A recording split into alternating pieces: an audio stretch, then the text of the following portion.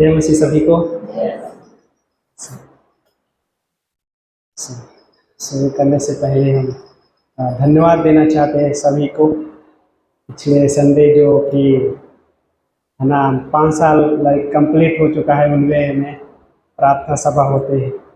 तो कलीसिया के हर लोगों के, हर परिवार के लिए धन्यवाद जोड़ने के लिए, और प्रभु की विश्वास योग्यता के लिए भी धन्यवाद कि परमेश्वर जो कार्य कर रहा है कलीसिया में, है ना, और ये प्रभु का ही कार्य है। हम मनुष्य हैं, मनुष्य के क्या बोलते हैं, अकेले मनुष्य के सामर्थ्य से कुछ भी नहीं कर सकते हैं। और ये प्रभु का जो कार्य है, जो चीज़ें हो रही है, परमेश्वर आप जो चीज़ें किया, और हर एक चीज़ें बढ़ती, क्या बोलते हैं, आशीष का हिस्सा था कि हर एक चीज़ें बढ़ती का हिस्सा हुआ, किसी भी चीज़ की घटी कमी नहीं होने दिया परमेश्वर ने। और परमेश्वर के लिए तालियां बजा सकते हैं लड़के।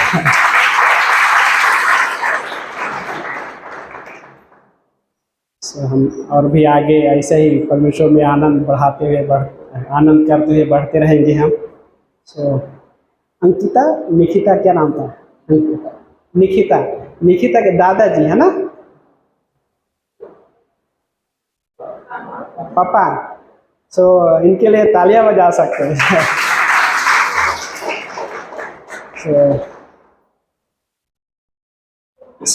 वचन पढ़ते हैं, और कृपया अपने स्थान पे खड़े हो सकते हैं वचन पढ़ने के लिए। ये हम परमेश्वर का आदर के लिए, है ना, खड़े होते हैं, क्योंकि वो परमेश्वर हमारा पिता भी है, राजाओं का राजा है, प्रभुओं का प्रभु है, और हम उसके वचन पढ़ने के लिए, और ये अद्भुत हिस्सा है। आज प्रार्थना का हिस्सा रहेगा। तो मत्ती का 7 अध्याय खोल सकते हैं और वचन नंबर 7 से पढ़ेंगे। मत्ती 7 अध्याय वचन नंबर 7।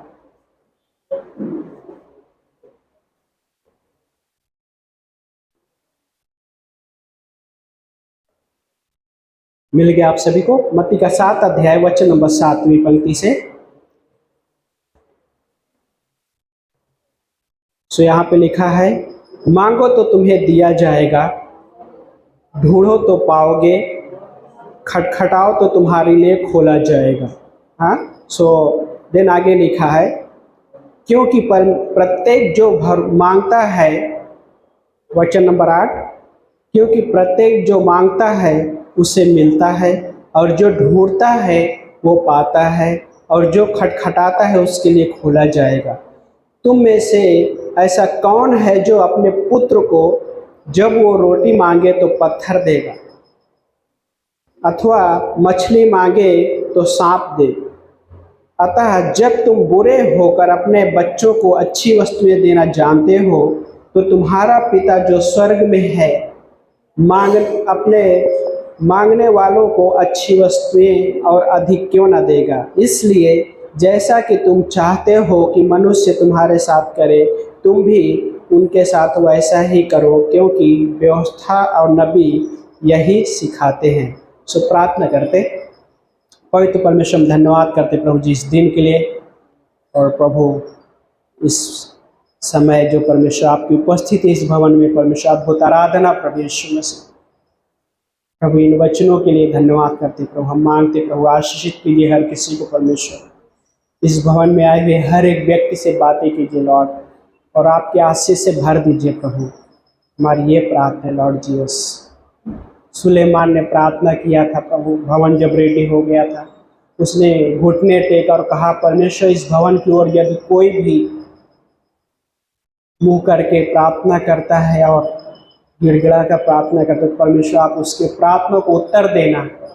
और प्रभु यीशु हम आज मांग रहे परमेश्वर, आज हम यहाँ पे जो भी मांगेंगे, जो भी प्रार्थना करेंगे, आप जानते हैं परमेश्वर, फिर भी आपके बच्चे होने के नाते प्रभु हम आपसे प्रार्थना करेंगे, और यहाँ पे भी कर रहे हैं परमेश्वर। आशीषित कीजिए प्रभु यीशु मसीह, बातें कीजिए, टच कीजिए हर एक जीवन को प्रभु। यस लॉर्ड जीसस, आप जानते हैं परमेश्वर हर एक की जरूरत प्रभु यीशु मसीह। पिता आपकी महिमा करते हैं प्रभु यीशु, आपको महिमा देते हैं यीशु मसीह के नाम से छोटी सी प्रार्थना को मानते हैं, आमीन। बैठ सकते हैं आप सभी लोग।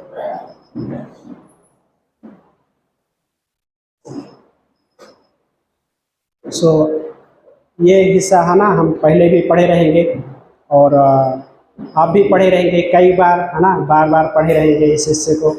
लेकिन जब हम यहाँ आज जैसे देख रहे हैं कि पहला हिस्सा कि मांगो तो तुम्हें दिया जाएगा, ढूंढो तो पाओगे, है ना। एक विश्वासी होने के नाते यदि आप किसी से पूछें कि क्या आप प्रार्थना करते हैं, वो कहेगा हाँ मैं प्रार्थना करता हूँ। वो कहेगा कि क्या आप विश्वास करते हैं, तो उत्तर हो सकता है वो कहेगा हाँ मैं विश्वास करता हूँ। और फिर ये भी आप पूछें उससे कि क्या आपको प्रार्थनाओं का उत्तर मिला है, तो ये भी कह सकता कि हाँ प्रार्थना का उत्तर मिला भी है। लेकिन हर एक विश्वासी होने के नाते इसमें हमने पढ़ा कि यीशु मसीह ने उदाहरण दिया, और उदाहरण किस प्रकार से दिया कि क्या एक पिता जब उसका बेटा, उसका पुत्र जब उससे रोटी मांगता है तो क्या रोटी के बदले वो पत्थर देगा? बहुत ही कहने का मतलब बहुत ही अद्भुत ही सवाल है। इस संसार में आप किसी से ये पूछ लीजिए, एक पिता से पूछिए या आम इंसान से पूछिए कि आपका बच्चा यदि आपसे रोटी मांगे तो आपका क्या प्रत्युत्तर रहेगा, रोटी के बदले में आप क्या दे सकते? और देखा जाए तो हर मनुष्य की नीड है रोटी, हर मनुष्य को रोटी की जरूरत पड़ती है। इस संसार में कोई नहीं कह सकता कि मुझे रोटी की जरूरत नहीं पड़ती, है ना। सो प्रभु क्या आप नहीं जानते हैं? यीशु मसीह जानता है। और फिर उदाहरण के रूप में कह रहे हैं यीशु मसीह, और फिर कहते मछली मांगे, यदि बेटा मछली मांगता तो क्या उसको सांप देगा या बिच्छू देगा? सो यीशु मसीह ने एक हिस्सा यहाँ पे कहे, और वो हिस्सा इस प्रकार से क्या था, वचन नंबर 11वीं पंक्ति में लिखा है। बोलता है कि अतः जब तुम बुरे होकर, ये सोचिए ये हिस्सा अपने बहुत पावरफुल है। सो कहने का मतलब कई बार होता है ना, हम पता है आप इस संसार में देखे भी रहेंगे, है ना, बुरा स्वभाव रहता है ना, गुस्सा भी रहता है। हाँ, कई बार बच्चे मांगते तो पिता डांट देता है, कितनी बार बोला चुप रहो ना भी, हाँ हमने कहा आपको देंगे, हमने बोला आपको देंगे, तो बार बार क्यों? हाँ होता है ना कि पिता डांटता है और बच्चा डर से चुप भी हो जाता है। कई बार बच्चा जिद भी करता है, तो ये स्वभाव है। लेकिन यीशु मसीह क्या करे कि तुम में से ऐसा कौन पिता है, उदाहरण दे, फिर बोलते हैं लाइक तुम बुरे होकर भी जब अपने बच्चों को अच्छी वस्तुएं देना जानते हो। सोचिए कि लाइक कि बुरे होकर भी इस दुनिया में हर पिता, हर एक पेरेंट्स में कह सकता हूँ, माता पिता अपने बच्चों को अच्छी वस्तुएं ही देना चाहते, है ना। कई बार देखे रहेंगे बच्चे जिद करते हैं, है ना, पापा बाइक चाहिए, गाड़ी चाहिए, मोबाइल चाहिए। तो कई बार पेरेंट्स होने के नाते ये होता है कि अरे हमारे बच्चे के पास रहेगा तो खुशी होती है, दे भी देते हैं। अब पता चलता है बेटा तो कुछ और ही करके आ गया। हाँ, लेकिन क्या होता है उस समय पिता का दिल कैसा रहेगा? उदास हो जाता है, निराश हो जाता है। लेकिन कहने का मतलब क्या कि लाइक यीशु मसीह इन चीजों को सामने रख रहा है, और फिर एक उदाहरण दे रहे हैं कि हमारा स्वर्गीय पिता जो है, क्या तुम्हें वो अच्छी वस्तुएं नहीं देगी? एक पिता होने के नाते बच्चे को क्या जरूरत है उसको सब कुछ पता है। लेकिन एक बेटा होने के नाते, एक बच्चे होने के नाते हम फिर भी उससे प्रार्थना करते हैं। प्रार्थना करना कितना महत्वपूर्ण हिस्सा है एक विश्वासी होने के नाते, क्योंकि हमारे जीवन का सबसे अहम हिस्सा एक हिस्सा है कि प्रार्थना करना। सो ये इसका मतलब ये नहीं कि हम परमेश्वर से मांग रहे हैं तो कुछ चीजें लाइक हमें जरूरत है तभी हम प्रार्थना कर रहे हैं, ऐसा भी नहीं। क्योंकि वो हमारी जरूरत को तो जानता है कि हमें क्या चाहिए। क्यों? क्योंकि वो सब कुछ जानता है। हमारे शरीर लाइक शारीरिक जरूरत भी जानता है, अंदर आत्मिक जरूरत भी जानता है क्या है। तो सवाल ये आता है कि भाई जब वो जान रहा है पिता, तो क्यों मुझे मांगना है। और कई बार लोग थे जा रहे, उसको पता है वो देगा, हाँ परमेश्वर को पता है वो देगा मुझे। इसका मतलब ये नहीं कि हम उससे नहीं प्रार्थना करें, नहीं मांगे। हम इसलिए मांगते हैं क्योंकि हमारा संबंध उसके साथ है, इसलिए हम उससे मांगते हैं संबंध की वजह से। क्योंकि वो संबंध ये है लाइक वो पिता है, और पिता के पास क्या लगता है, अगर बेटा या बेटी माँ या पिता के पास जाता है तो क्या डर के जाएगा? हाँ, डरते हुए तो नहीं जाएगा। लेकिन कई बार ऐसा भी होता है, बच्चे कुछ गड़बड़ी करते हैं और गड़बड़ी करने के बाद पिता से डर डर के घर पे आते हैं, तो माँ कई बार चालाकी से उसको चुपके से पिता का सामना न होते हुए हाँ घर में प्रवेश कर देते हैं, सपोर्ट करते हुए। लेकिन कई बार ऐसे बच्चे होते हैं गड़बड़ी करने की वजह से डर रहता है कि कैसे हम पिता के सामने जाएं। लेकिन कई बार ऐसा भी होता है कि पिता को पता होता है कि क्या बच्चे ने क्या गड़बड़ किया है। हाँ लेकिन एक एक विश्वासी होने के नाते हमें उससे मांगने की आवश्यकता है। और जब हम उससे मांगते हैं तो एक क्या पता है कि मांगने के बाद लाइक कुछ चीज़ें हमारे पास मिलकर होता है, इसलिए हम उसे मांगते हैं, उसलिए प्रार्थना करते हैं। और ये क्या है पता है कि परमेश्वर पे हमारा विश्वास है, वो देगा। और दूसरी बात क्या पता है, हमारे अंदर वो परमेश्वर एक दृढ़ निश्चयता देता है प्रार्थनाओं के ऊपर, लाइक परमेश्वर से हमने जो मांगा है वो ऐसा करेगा।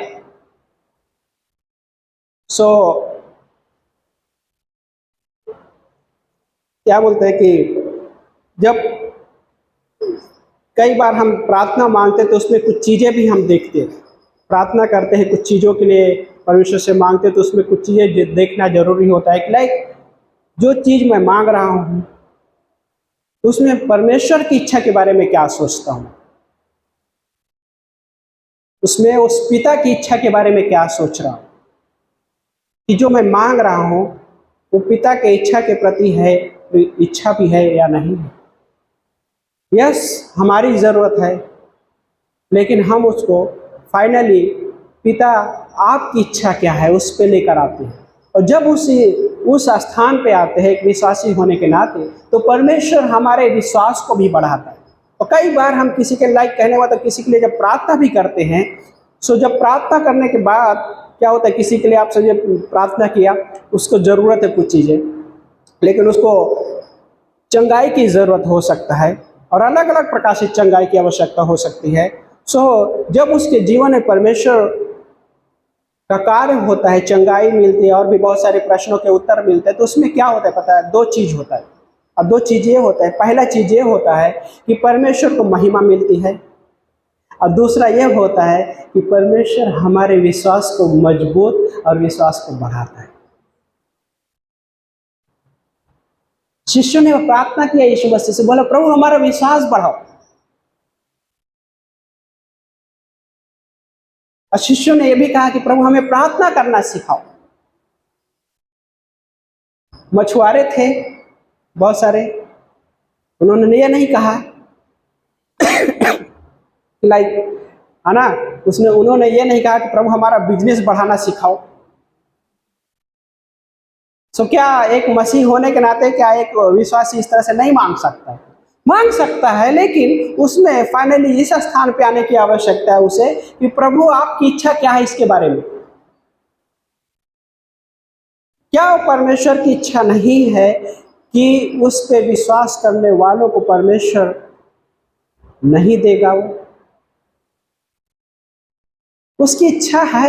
इसीलिए तो यीशु मसीह ने कहा कि जब तुम बुरे होकर अपने बच्चों को सब कुछ भली वस्तुएं देना जानते हो, देना चाहते हो, तो हमारा स्वर्गीय पिता क्यों नहीं देगा? उसकी इच्छा है, वो स्वयं जानता भी है, लेकिन हम उससे मांगते हैं क्योंकि हमारा एक संबंध है उसके साथ, वो हमारा पिता है। और यही एक सुंदरता है बाय द, एक विश्वासी होने के नाते परमेश्वर ने जो हमारे साथ एक संबंध स्थापित किया है, वो परमेश्वर होते हो भी वो हमारा पिता भी है। और इस दुनिया में बाय द वे अगर किसी को अगर देखा जाए, भले ही लोग इनकार कर दे कि बहुत सारे रिश्ते हैं, लेकिन इस दुनिया में सबसे बेस्ट बोलते हैं ना, अच्छा रिश्ता जो बोलता है ना, वो पिता और बच्चे का संबंध होता है। देन दूसरी बात आती है हस्बैंड एंड वाइफ का। हाँ, हस्बैंड वाइफ का भी आता है कि इस दुनिया में परमेश्वर ने हस्बैंड वाइफ बनाया है, क्योंकि फैमिली बहुत महत्वपूर्ण हिस्सा है। फैमिली, परिवार में बहुत सारी जरूरतें होती हैं, और वो इसलिए होता है कि उस परिवार में भी परमेश्वर की महिमा हो। इसलिए परमेश्वर ने परिवार बनाया है। यदि उसकी इच्छा नहीं होती तो परिवार नहीं बनाता हो। और हर कोई परिवार में रहना चाहेगा, है ना? यस, संभव है। पिछले संडे के मैसेज में बेटा दूर देश चला गया, संभव है। हाँ, वो कह सकता है कि मुझे आपके साथ नहीं रहना है, मम्मी पापा है आप, हाँ मुझे आपके साथ नहीं रहना है। हाँ, लड़ाई करके भले गुस्सा होके चला जाए, लेकिन वो भी तो बाद अपना परिवार बनाता है। कैसे बनाता है, गलत तरीके से कहा जाए लेकिन कहने का मतलब परिवार बहुत महत्वपूर्ण हिस्सा होता है। और इसलिए हम इस दुनिया में कहीं भी आप चले जाओ, इस दुनिया में कई बार कबीले होते हैं ना, आदिवासी, अगर आदिवासी समाज में भी जाए, है ना, हम शहर में रह रहे हैं, महाराष्ट्र में, मुंबई में, है ना, यहाँ पे बिल्डिंगों में अलग अलग तरीके से परिवार, लेकिन आप ऐसे भी जगहों में चले जाएं जहाँ पे हाँ आदिवासी कहे या कबीले में रहने वाले लोग भी कहें, तो भी वहाँ पे भी वो लोग भी परिवार का हिस्सा बन के रहते हैं। लेकिन एक मसीही परिवार होते हुए हमें परमेश्वर से मांगने की जरूरत है। हम उससे मांगते इसलिए हैं क्योंकि हमारा वो पिता है। जब प्रभु यीशु मसीह ने जब प्रार्थना करना सिखाया तो उन्होंने कैसा प्रार्थना करना सिखाया? स्टार्टिंग में कहा कि इस रीति से प्रार्थना करो, हे हमारे स्वर्गीय पिता, हे हमारे पिता। और ये यहाँ पे अद्भुत तरीके से एक हिस्सा है। इस दुनिया में भी लोग प्रार्थना करते हैं, लेकिन क्या उनकी प्रार्थना ये 100% गारंटी के साथ बोल सकते हैं कि मेरी प्रार्थना सुन ली गई? लेकिन एक विश्वासी जब इस चीज को प्रार्थना करता है, इवन भले ही उत्तर नहीं आए, उत्तर आने में देरी लग जाए, लेकिन उसके पास एक एश्योरेंस होता है, और वही एश्योरेंस प्रभु यीशु मसीह देते हैं, जो हमारी प्रार्थना को सुनता है। हमने जो भी मांगा है वो हमारी प्रार्थना को सुन लिया है। और भजन संहिता का 19 अध्याय वचन नंबर 14वीं पंक्ति पढ़ते हैं। एक जन पढ़िए कोई, भजन संहिता 19:14। मेरे मुंह के वचन और मेरे हृदय का ध्यान तेरे सम्मुख रहते हुए हे और परमेश्वर मेरी कथा और मेरे उद्धार करने वाला, है ना? तो यहाँ पे जब पढ़ रहे हैं तो इसमें जो भजनकार है प्रार्थना के रूप में भी है और परमेश्वर की प्रशंसा के रूप में भी है, जो प्रशंसा भी कर रहे और प्रार्थना भी कर रहे। पहले हिस्से में क्या लिखा है? 14वीं पंक्ति बोलते हैं कि मेरे मुंह के वचन और मेरे हृदय का ध्यान, दो शब्द है, मुंह से निकले हुए वचन और हृदय में जो ध्यान है। पहले एक्चुअली जो बहुत सारी जो बातें हैं, बहुत सारे विचार हैं हमारे हृदय और मन में आता है ना। और देन उसको हम फिर होठों पे, है ना, मुंह के द्वारा हम पिता के पास सौंपते हैं। और वैसे ही यहाँ पे वो लेखक कह रहा है कि मेरे मुंह के वचन और मेरे हृदय का ध्यान तेरे सम्मुख ग्रहण योग्य है। सो मतलब क्या, ये क्या कहना चाह रहा है? ऐसे बहुत सारा हिस्सा है जो उसको ग्रहण योग्य नहीं भी होता है ना। क्यों? क्योंकि उसमें उसकी इच्छा नहीं शामिल होती है कई बार। लेकिन यहाँ पे क्या कह रहा है कि तेरे सम्मुख ग्रहण योग्य हो। और देन आगे लिखा यहाँ पे, हे यहोवा मेरी चट्टान और मेरे उद्धार करता। सो दो चीज, चट्टान एक मजबूती का एक तस्वीर है ना।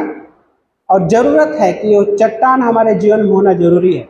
और यही एक अद्भुत तस्वीर है कि प्रार्थना में हम जो मांग रहे हैं, हमारा प्रार्थना सुनने वाला और प्रार्थना का उत्तर देने वाला वो इस प्रकार से है, लाइक वो मजबूत है और मजबूती रूप से हमें निश्चयता देता है। चट्टान, है ना, हिलने के लिए उसको आसानी से नहीं हिलाया जा सकता। चट्टान पे रहना, है ना, लाइक अभी बहुत सारे जगहों में देखे रहेंगे, बाढ़ भी आई, वो तूफान आए, लोग भाग के ऐसे जगह में जाने की कोशिश करें कि जहाँ पे थोड़ा मजबूत हो। लेकिन बहुत सारे ऐसे जगह थे लाइक रोड ढह जाती थी। सो चट्टान की आवश्यकता है पड़ती, लाइक चट्टान वो परमेश्वर हमारा यीशु मसीह हमारा चट्टान है, हमारा उद्धार करता है। उद्धार करता, लाइक हमें पापों से क्षमा दिया उसने। लेकिन जब हम मसीह जीवन में चल रहे होते, आगे बढ़ रहे होते, बहुत सारे चीज़ों से हमें बचाता भी है, क्योंकि वो एक पिता के रूप में और वो पिता का रोल अदा करता है। और इसलिए वो यूं ही हमको नहीं छोड़ता। और कुछ हिस्सा प्रार्थना के बारे में कि लाइक प्रार्थना परमेश्वर के हृदय को प्रभावित भी करती है। प्रार्थना ऐसा है कि उस पिता के हृदय को प्रभावित करती है। सो निर्गमन के 32वें अध्याय में अद्भुत हिस्सा है। और ये इस प्रकार से है कि परमेश्वर मिस्र देश से सारे लोगों को बंधुआई से, गुलामी से जब छुटकारा लेकर आया, जब लोग रास्ते पे चल रहे थे, मरुस्थल में चल रहे थे, तो मरुस्थल में बहुत सारी चीज़ें हुई उनके जीवन में। और परमेश्वर, उन्होंने गिड़गिड़ाया, मूसा प्रार्थना किया और परमेश्वर ने उन प्रार्थनाओं को उत्तर भी दिया। उन्होंने लाइक ये गिड़गिड़ाए, कुड़कुड़ाए कि मरुस्थल में भोजन हमको कहाँ मिलेगा, खाना कहाँ मिलेगा। परमेश्वर खाने का भी उपाय कर देता है, स्वर्ग से मन्ना बरसाता है। फिर चिल्ला उठते, कुड़कुड़ा उठते हैं कि पानी हमको कहाँ मिलेगा। परमेश्वर उनको पानी भी पिलाता है चट्टान से, बहुत सारे आवश्यकताओं को पूरा करता है। लेकिन जब 32 अध्याय में जब देखते हैं वहाँ पे, सो निर्गमन का 32 अध्याय,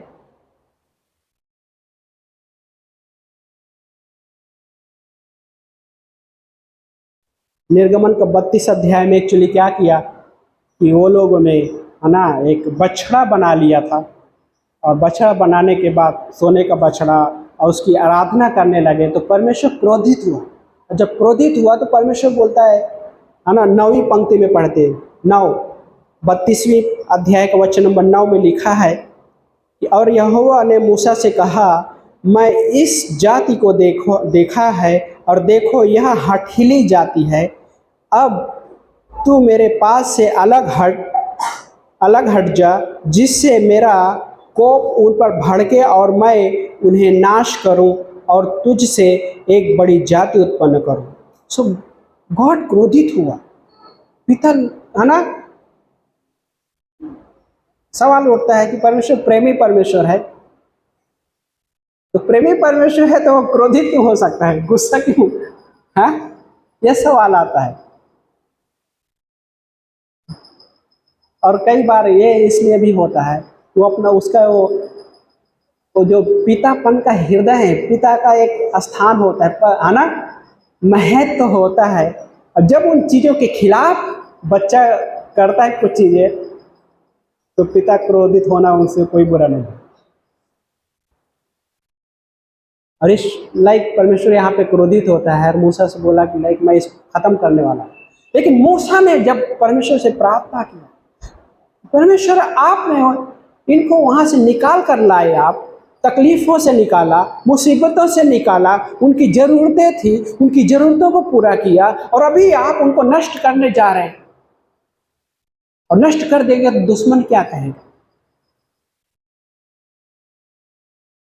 और मूसा कहता है कि गॉड, आप ऐसा नहीं कर सकते। आप मूसा ने प्रार्थना की, गिड़गिड़ाया परमेश्वर के सामने, और पिता ने अपना हृदय बदल दिया, मन बदल दिया। प्रार्थना परमेश्वर के हृदय को प्रभावित करती है। और मूसा की प्रार्थना से परमेश्वर पिता प्रभावित हुए। क्यों प्रभावित हुए? कि गॉड को क्या नहीं पता था कि मैं इनको निकाल लाया हूँ, तकलीफों से बचाया, मुसीबतों से बचाया, इनको ऐसे बहुत सारे महामारियों से, बीमारियों से बचाया, और अभी मैं इनको नष्ट कर दूं तो क्या ये मेरे हृदय, मेरे स्वभाव के खिलाफ नहीं है? उसको ये भी पता था। लेकिन गॉड देख रहा था कि किस तरीके से लोग बगावत कर रहे हैं। लेकिन मूसा जब प्रार्थना करता है तो गॉड अपना हृदय बदल दिया, बोलते मैं नहीं नाश कर। दो चीज है जो यहाँ पे मन हृदय बदल तो दिया, लेकिन दो चीज है जो कभी नहीं बदलती। 2 या 3 चीजें हैं, और वो क्या है कि जब परमेश्वर एक चरित्र नहीं बदलता, क्योंकि परमेश्वर कभी नहीं बदल सकता। और दूसरा क्या पता है कि परमेश्वर का उद्देश्य कभी नहीं बदलता। और तीसरा, परमेश्वर की जो वाचा है, प्रॉमिस, वादा जिसको कहते हैं, वो कभी नहीं बदलती। परमेश्वर ने जो प्रॉमिस किया, जो वादा किया है, वो कभी नहीं बदलता। अपना मन तो बदल दिया, उन लोगों को नाश करने के लिए नाश नहीं किया, हृदय बदल दिया। पर क्योंकि मूसा की प्रार्थना परमेश्वर हृदय को प्रभावित किया। प्रभावित करने का मतलब मूसा गॉड के पास वो चीज लेके गया जो जेन्युइन थी। लेकिन परमेश्वर आगे जब पढ़ते हैं तो उसमें फिर ऐसे भी लोग थे कि परमेश्वर के हृदय, परमेश्वर खिलाफ ही जीना उन्होंने निर्णय कर लिया था। और परमेश्वर, मूसा बोलता है एक काम करो, अपनी जांघ में तलवार बांधो, और तलवार बांध के मंडली में निकल जा। वहाँ पे है ना, तो देन क्या वहाँ पे बोलता है बहुत सारे लोग मारे गए। एक तरफ गॉड ने उनको बचाया भी, नहीं नष्ट किया, लेकिन दूसरी तरफ ये भी दिखाया कि जो वो जीवन ही नहीं जीना चाहते, लेकिन फिर भी उनके लिए ग्रेस था, अनुग्रह था। पिता का हृदय ये नहीं है किसी के जीवन को नाश कर, लेकिन जब एकदम से वो जीना ही नहीं चाहता है तो परमेश्वर अपनी गवाही नहीं खराब होने देना चाहता है। हाँ, पिता ये नहीं चाहता है कि मेरी तुम गवाही खराब करो। हाँ, कई बार पिता बोलते हैं तो मेरा नाम खराब करेगा लगता है। हाँ, सो जब ऐसा हिस्सा आता है तो परमेश्वर ऐसे कुछ चीजें भी करता है ताकि उसकी गवाही ना खराब हो, और वो निर्णय लेता है। लेकिन फिर भी 3 चीजें हैं जो कभी नहीं बदलती। पहला, परमेश्वर का चरित्र स्वभाव कभी नहीं बदलता। दूसरा, जो एक उद्देश्य है परमेश्वर का, वो उद्देश्य कभी नहीं बदलता। और तीसरा, परमेश्वर की जो प्रॉमिस है, वादा जिसको कहते हैं, वो कभी नहीं बदलता। हमारे जीवन में परमेश्वर की जो एक योजना है, उद्देश्य है, वो उद्देश्य कभी नहीं बदले। और वो उद्देश्य जब परमेश्वर का उद्देश्य भी है तो बुराई के लिए उद्देश्य नहीं है। और ये एक परमेश्वर के हृदय को हमें समझने की आवश्यकता है कि परमेश्वर मेरे बारे में जो उसका उद्देश्य है, उसकी योजना है, बुराई की नहीं है। वो मेरे बारे में बुरा नहीं सोच सकता। तो कई बार लोग जब कठिन हालातों से जाते, तकलीफों से जाते, उत्तर नहीं आता है, तो उस समय ये सोचते हैं कि लगता है परमेश्वर का उद्देश्य, योजना जो मेरे लिए मेरे जीवन में लगता है यही रहेगा। नहीं, ऐसा नहीं है। परमेश्वर का हृदय ऐसा है ही नहीं। परमेश्वर का हृदय वो स्वभाव से नम्र भी है, कोमल, जेंटलमैन के जैसा भी लाइक कहा जाता है, लाइक उससे भी बढ़कर है वो, अनुग्रहमयी वो परमेश्वर। और वो परमेश्वर हमें यूं नहीं छोड़ देता। मूसा की प्रार्थना को उत्तर दिया उसने, लाइक हम उस परमेश्वर से जो मांग रहे हैं वो जानता है, लेकिन फिर भी हम उससे मांग रहे हैं, प्रार्थना कर रहे हैं कि वो परमेश्वर इसलिए नहीं कि सिर्फ उत्तर ही देगा, परंतु इसलिए हम मांग रहे हैं कि हम उसके साथ जो हमारा संबंध है और मजबूत है। हम उसके साथ संबंध मजबूत करने के लिए भी प्रार्थना लगातार करना एक जरूरी है, हम मसीही होने के नाते। क्योंकि बच्चा साल में एक बार ही माँ बाप से बात करे तो कैसा लगेगा?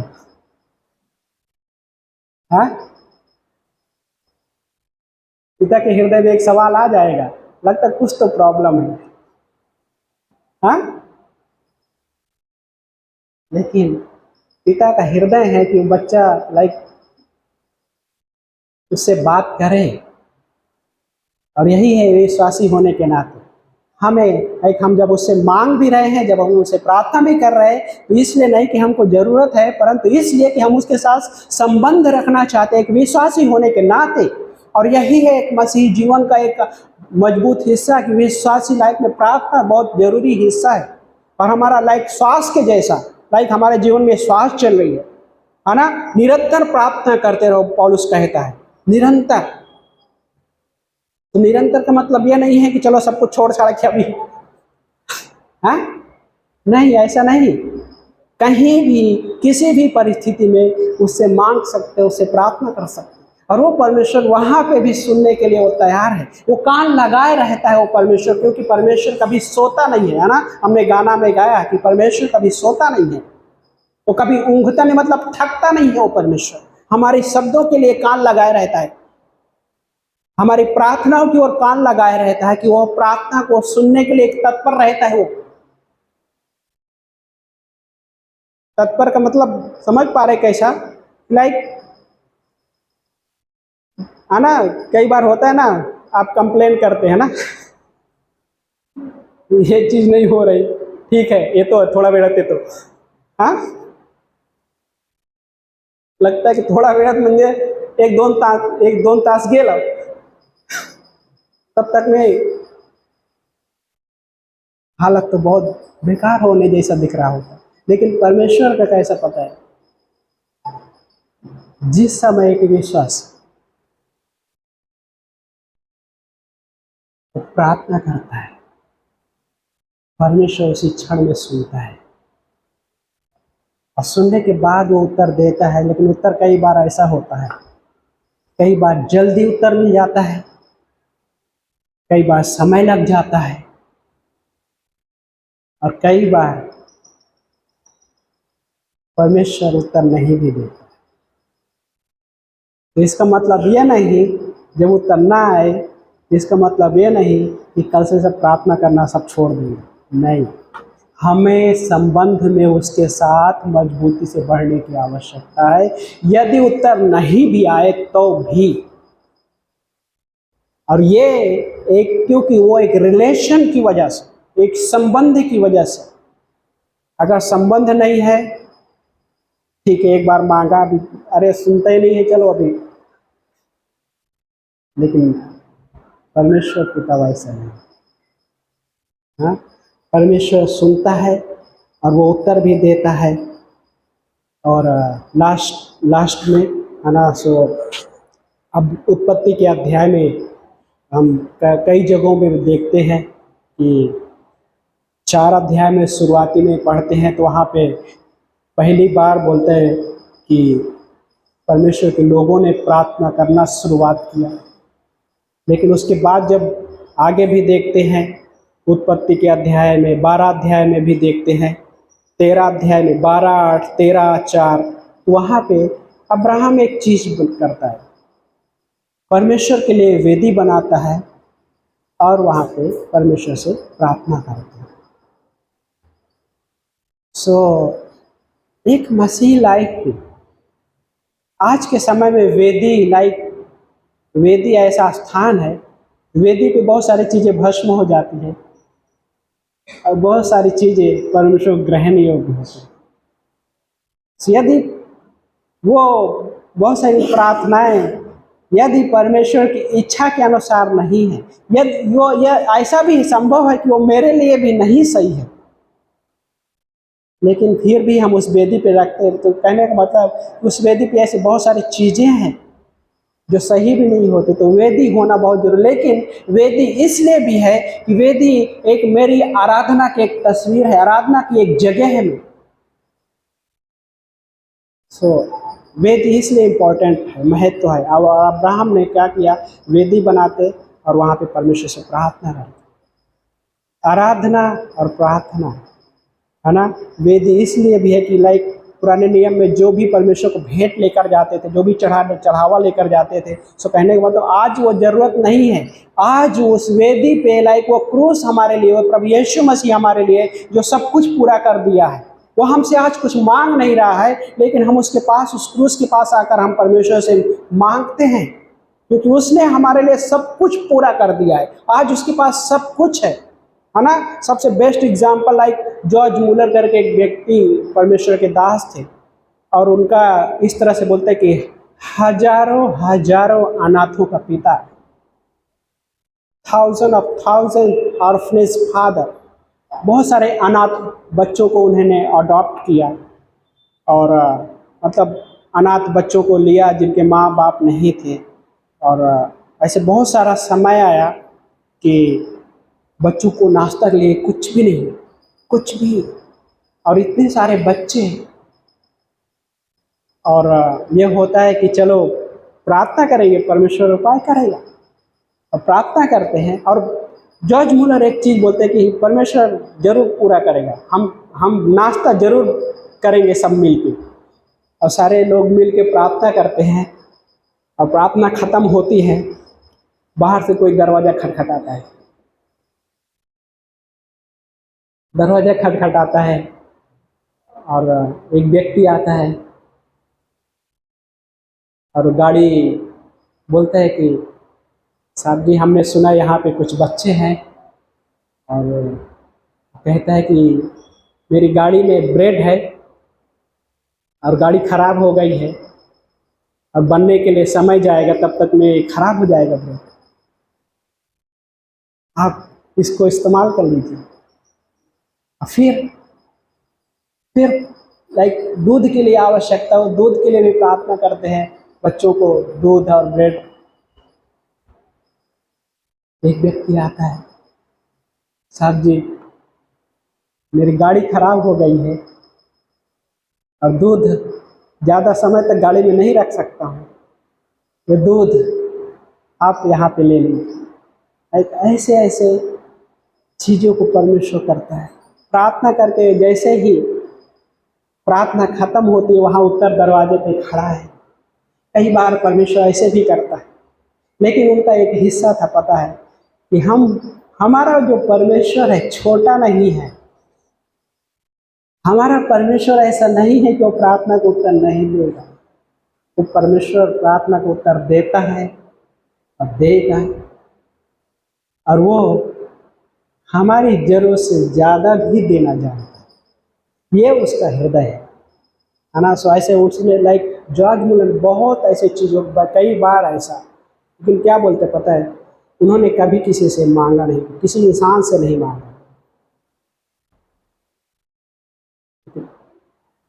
उसने परमेश्वर के हृदय को देखा करीब से, और परमेश्वर पूरा भी करता है। और आज भी यीशु मसीह, उसने एक छोटा सेंटेंस बहुत कुछ कह दिया। यदि तुम बुरे होकर अपने बच्चों को अच्छी वस्तुएं देना चाहते हो, देना जानते हो, तो स्वर्गीय पिता क्या वो भली वस्तु नहीं देते। बहुत कुछ कह दिया छोटे सेंटेंस से। और वो एक पता एक प्रकार का हम ये कह सकते हैं, परमेश्वर को उसमें प्रॉमिस दिखाई देता है, वादा है कि मैं जरूर अच्छी वस्तुएं दूंगा। सो आमीन। आइए प्रार्थना करते हैं और थोड़ा समय के लिए है ना हम प्रार्थना करेंगे। तो आप भी है ना, आप लोग भी प्रार्थना कर सकते हैं, और किसी के लिए कोई प्रार्थना का ज़रूरत है तो प्लीज़ बता सकते हैं, है ना। शर्माने जैसा है तो नो प्रॉब्लम, है ना। सो थोड़ा समय के लिए हम माइक पास कर देंगे, तो हम मिल के थोड़ा प्रार्थना करेंगे, ठीक है। प्यारे प्रभु जी, हम धन्यवाद देते हैं लॉर्ड जीसस इस दिन के लिए, इस समय के लिए। परमेश्वर आपके नाम को बड़ाई प्रशंसा देते हैं परमेश्वर। प्रभु यीशु मसीह, हम ये मांग रहे हैं परमेश्वर, इस समय इस भवन में हर एक व्यक्ति प्रभु आपके पास जो आए हैं परमेश्वर, आप हर एक की जरूरतें जानते हैं, और उससे भी बढ़कर प्रभु कि आप हमारे पिता हो। प्रभु हम मांग रहे हैं परमेश्वर, इस भवन में आप हर एक से बातें कीजिए लॉर्ड जीसस। प्रभु हो सकता है इस भवन में किसी को चंगाई की जरूरत है प्रभु, प्रभु आपका सामर्थ्य हाथ बढ़ाइए प्रभु, चंगाई दीजिए प्रभु। हम मांग रहे इस समय ललिता बहन के लिए प्रभु यीशु मसीह, उनके लिए प्रभु हम मांगते हैं जॉब के लिए प्रभु आप दरवाजा खोले प्रभु। प्रभु हम मांगते हैं हमारे यहाँ पे छोटे बच्चे जो संडे स्कूल के बच्चे हैं परमेश्वर, उनके जीवन को हम आपके हाथों में सौंपते प्रभु। इस संसार में सुरक्षित रखना परमेश्वर, क्योंकि ये संसार बहुत दुष्टता का चीज़ों से भरा है, यह संसार बहुत बुरे चीज़ों से भरा है, लेकिन प्रभु यीशु आप सामर्थी परमेश्वर है, और आप सुरक्षा देना जानते हैं प्रभु। सुरक्षित रखना परमेश्वर हर परिवार को प्रभु यीशु मसीह आपके हाथों में सौंपते हैं लॉर्ड जीसस। हाँ प्रभु, धन्यवाद करते हैं परमेश्वर पिता, आपके नाम को बड़ाई मिले प्रभु। यस लॉर्ड, यहाँ पे यदि कोई है परमेश्वर जो आज सच में वो हाथ हृदय लेकर आए कि प्रभु आप मुझे टच करो, मुझे चंगाई दो, हो सकता है वो बताने जैसा नहीं, लेकिन यीशु मसीह आप जानते हैं उनके तकलीफ़ों को, आप जानते हैं यीशु, उनके दर्द को जानते हैं यीशु मसीह। प्रभु आप छुटकारा दीजिए प्रभु, छुटकारा दीजिए परमेश्वर। धन्यवाद करते हैं लॉर्ड जीसस।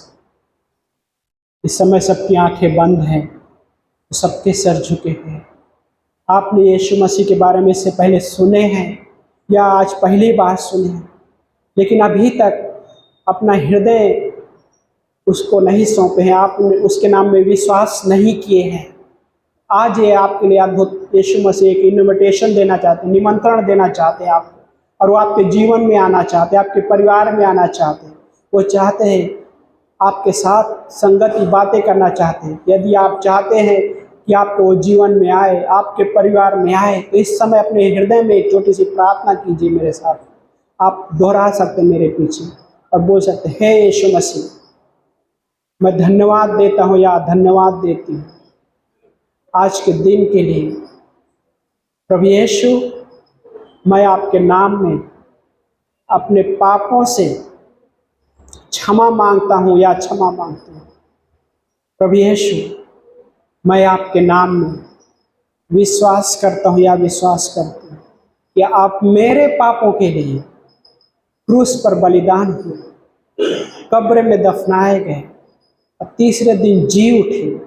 इस संदेश पर विश्वास करता हूँ या विश्वास करती हूँ यीशु मसीह के नाम से, आमीन। यदि आपने प्रार्थना की है, पवित्र शास्त्र इस बात की गारंटी देता है कि आपके सारे पापों से क्षमा मिल गई है और आप उसके बेटे और बेटी के रूप में अपनाए गए हैं, और वो आपके जीवन में आ गया है इसी क्षण में, और आपको रास्ता दिखाएगा। धन्यवाद करते हैं प्रभु यीशु मसीह के नाम से प्रार्थना को मांगते हैं, आमीन।